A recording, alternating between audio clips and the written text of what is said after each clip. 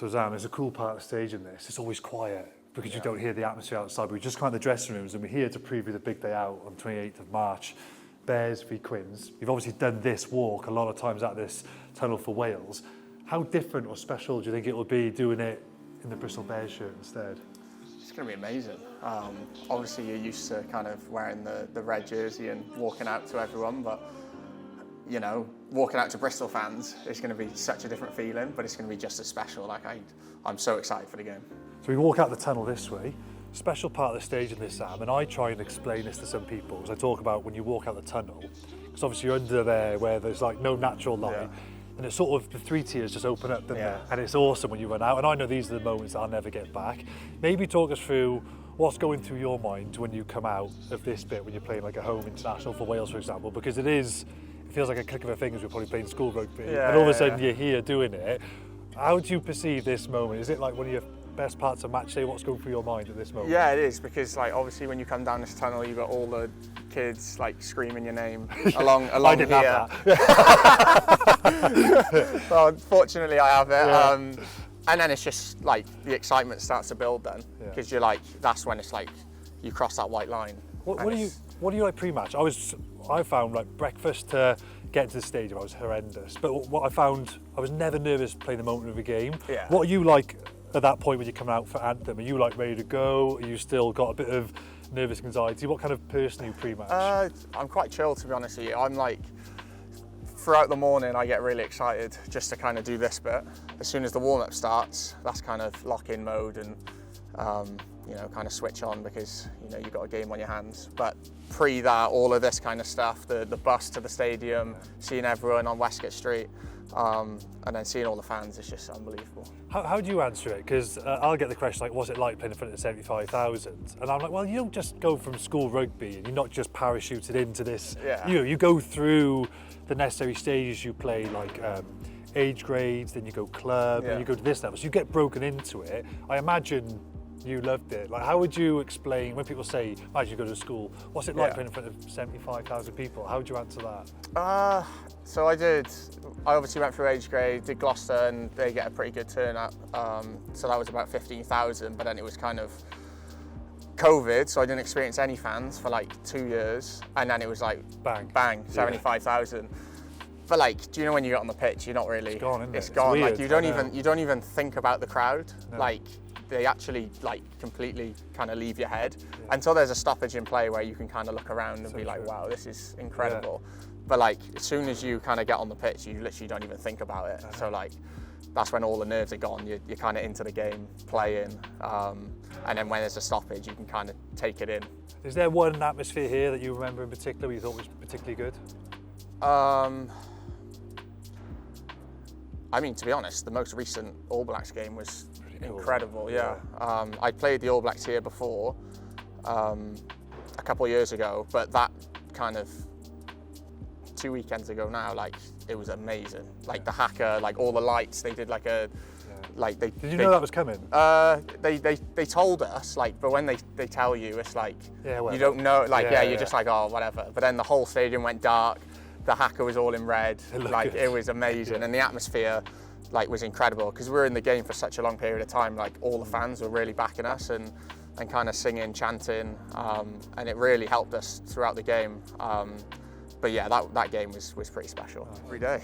So we're going here, Sam, we're walking to this corner, and I believe this is your Six Nations debut. And as you mentioned, your first few caps are in during sort of COVID times, there was no fans. So can you remember what was going through your mind there? Like, is it like, oh my God, I've just scored for Wales, or were you worried about being in touch? Like, do you remember this moment and what can you recall from that? Yeah, I mean, this was the first Six Nations game of the tournament, and I just wanted to kind of make an impact and have an impact on the team, whether that was scoring or doing anything I could. Obviously, I was quite young there. So how old were you on your debut? I was 19. That's young, isn't it? You don't get many 19-year-olds. I might have been 20 for this game. So my birthday is the 2nd of February, so I think that was the week of my birthday. So it was a good present. It was a good present. But yeah, I remember. I think Halfpenny passed me the ball. It was like quick hands on the edge, and then I seen everyone coming across, and he was in that corner there, and I was just like, right, just kind of get off the ground and get the ball down as quick as possible. And then it scored, and I seen it on the big screen. Do you train those finishes? Because when I watch you, and this is probably going to come up later, but when you finish, you know some guys, they just tuck and they almost they go for that corner and they hope for the best. Yeah. But you look like from 5 metres out, you're plotting your finish. Is that something that's trained? Is it natural? Yeah, I used to train it quite a bit, like when I was younger at this point. Because like you're not really used to finishing tries, especially at international rugby. So I was training that quite a bit, especially after I scored this one, because I was like, maybe I'm going to have to do this a bit more. Really? Yeah, because I mean, in club rugby, you tend to get more space on the edges, whereas in international rugby, everyone's kind of tracking across here. Yeah. And I was like, well, I'm going to have to score a few more of these. But like, and at that time, I wasn't that big at all. Like, my upper body was quite small, so I'd What would you have weighed then? I was probably about 92, and I'm over 100 kilos now. Really? Yeah. So. Wow. That's big. That's big. It's a big difference. Can you feel that in contact now? Yeah, definitely.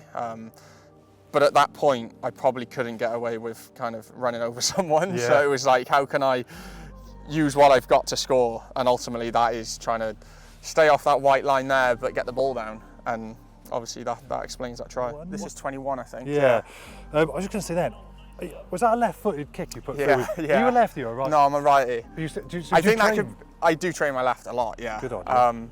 But normally I'm on the right wing, but this game I was playing 11, so I was on the left wing. So kind of in the week I was practicing these chip and chases off my left foot. That's hell do you know you play these boys? Yeah. Who's the opposite number then? Was it Tuasova? Yeah. Oh my there goodness. He is. Yeah. So are you thinking then, you're like, right, I've got gas on this guy, I just got to lean into that. Yeah. You know what I mean? And when someone's coming across like that, and usually if that's the winger, the fullback's closing, so there is room over the top. And yeah, that's when I put it on my left foot. And I don't tend to do that often, but that was one of the times. I just thought then, I didn't realise it was a lefty. I was hang on a sec, I didn't realise you were a lefty. Yeah, and then because the fullback hadn't closed fully, I was like, right, I'm going to have to put this quite deep. Yeah. And thankfully I kicked it long enough for me to chase onto. And I think that was the fastest speed I've ever hit that match, yeah. Go on, tell us. What was it? Remember your speed? I think it was 38 kilometres an hour. Jesus. It was pretty quick, but I kind of needed to do that to get past everyone. Yeah, incredible. Was that your favourite one that you've scored probably? It was a hell of an effort when you look at the distance. Yeah, that or the Scotland try. Yeah. Just because that was obviously in the Six Nations and it's one of the biggest tournaments I guess it's in the world. important to score that. I mean, looking at the scoreline, I mean, that is like... That was a very tight game as well. Yeah, you can finally breathe a little bit. Yeah. Without pumping up your tyres too much. Because obviously you made a massive bang when you come through in the Prem. But I think when I was watching examples like this, you know, those individual efforts, and like you've done a few of them, sometimes you see a young guy come through and they do it once and it doesn't come back. And then, but you do it repetitively. I remember thinking at that point, we've got to play. When did you feel comfortable at international level? When did you think, was it like your first cap you thought, I'm comfortable this is where I'm meant to be, or did it take a few games? It took a few games. The first cap, I played France away, and I came on, and that's when I realised international rugby, like, your fitness has got to be France away is hostile completely different, like, level to club rugby. Well, like cramping up towards the end. Yeah, and I literally came on for 20 minutes. I think I was cramping. Yeah. But that's when I kind of realised, like, wow, this is a lot different. Like, this is tough. Like the hits, I don't know why, but it felt like the hits were bigger. Yeah. Like my body was more sore. And then the one that kind of made me feel more comfortable was that Six Nations when I scored against Ireland. Like, obviously my first Six Nations, and we won the tournament. We nearly won the Grand Slam. And I scored a few tries, and that's kind of when I kind of felt like I made an impact on the team, and the boys kind of respected me more for that. Yeah. Like, you know, when you come into a team as a young kid, you want to kind of show what you're about and help the team in as many ways as possible. And when you start scoring and kind of making the difference in matches, that's when your teammates kind of respect you more. And it was like, yeah, I feel more comfortable now. Okay, so we're getting to the corner now where you scored against New Zealand, and because I was all the way over there, I remember thinking, oh, unbelievable effort, but I don't think he's got it. Yeah. And then we see the replays, like everyone else, and I remember going, oh my God, he's done it. How did he do that? Talk me through, so when that ball's coming across, so let's go back to this clip. So when the ball's coming across, what's going through your mind at these moments? You like looking at what's ahead of you? Are you focused on the ball? What are you thinking? I was seeing who the man covering across was, and because I knew it was Caleb Clark.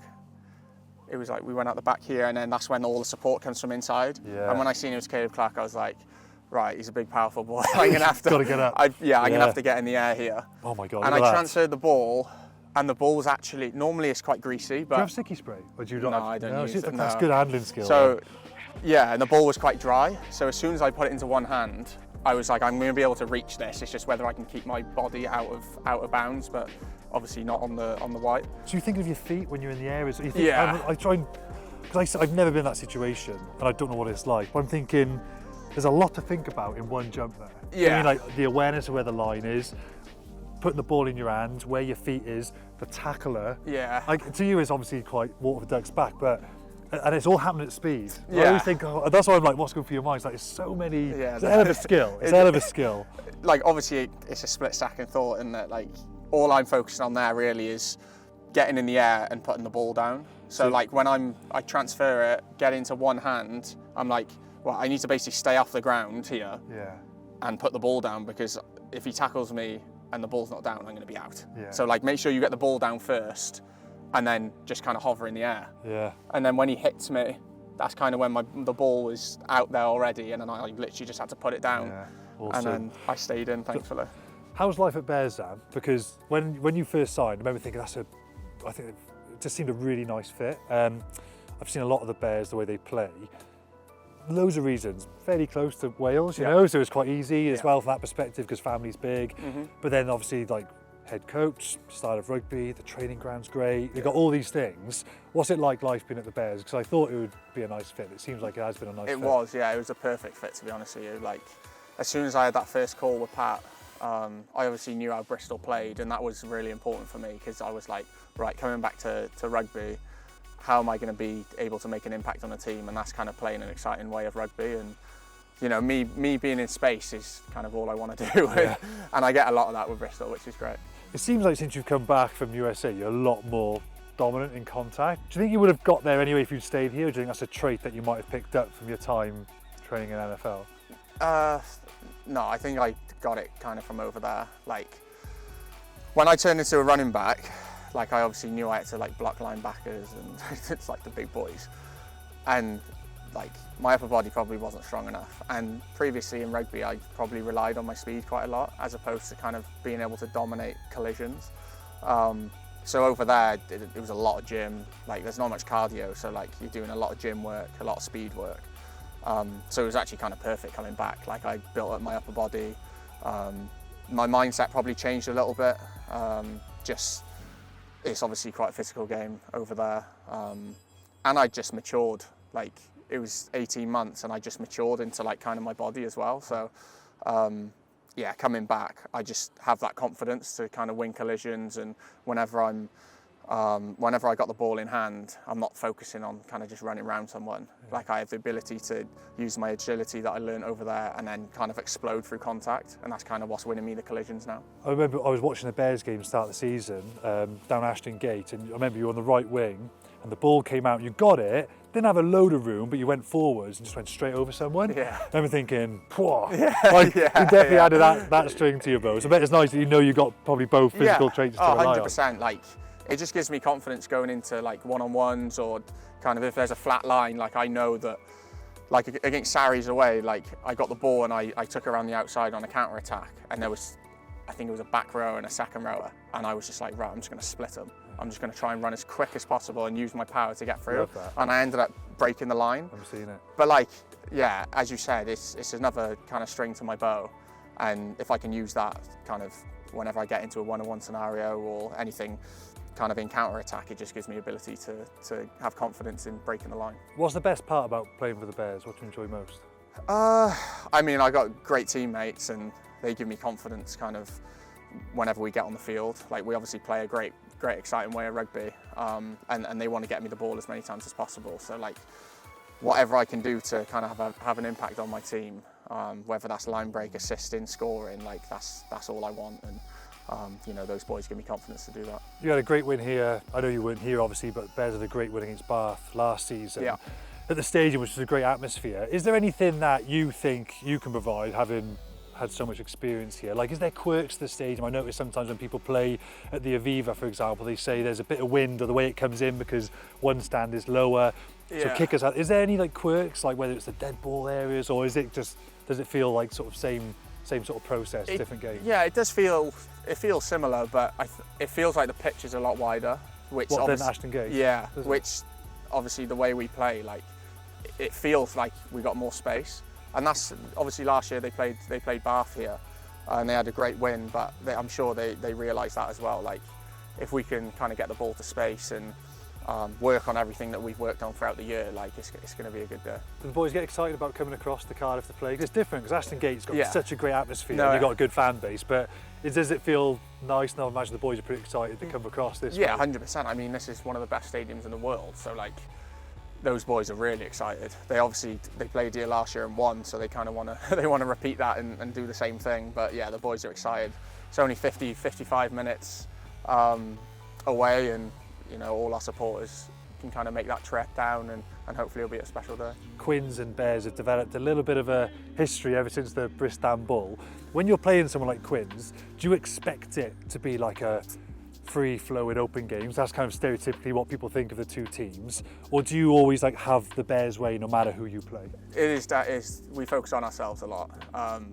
This year we've tried to work on our like defence a lot more. Obviously, we have such high-scoring games a lot, but we end up scoring more tries as opposed to kind of conceding less. But always against Quins, it's somehow such a high try-scoring game. But I guess they have got such lethal players.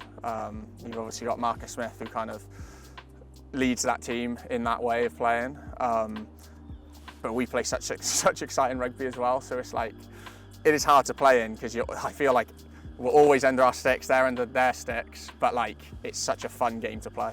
When you're reviewing games, what are like the key KPIs for the Bears when you're doing like your post-match analysis? You come together Monday morning, is it like try scored, line breaks conceded? Like, what are the things that the coaches focus on? What do you like pride yourselves on? Every team, I think good teams, they have something they can hang their hat on that they want to deliver every week. What are the sort of key KPIs that Bristol always want to deliver each week? Yeah, so this year we've kind of focused on how many times we enter their 22 and how many times they enter ours. So obviously we want to limit the amount that they enter ours, but how clinical we can be when we're in there. And this year we've been very clinical. Like, we're quite powerful in the 22. Yeah. I find you narrow up a lot and just go. Yeah, like we got such over. big forwards. Like, we've been pick and going a lot. But then we have the ability to play out the back as well. So like, whenever we enter kind of the fire zone, their 22, how many points can we score? And we've been pretty good this year. But on the opposite, like when they get into our 22, how many times can we keep them out, or how many times can we not allow them to get in there, whether that's kind of ill discipline from penalties, or when we're in there, how many phases can we get the ball back? So I think that's the big thing for us, is kind of winning this middle area of the field to allow us to not be in that side, but be over there, where everyone wants to be. And what are the hopes for the season? I think Bristol, they always seem to be knocking around.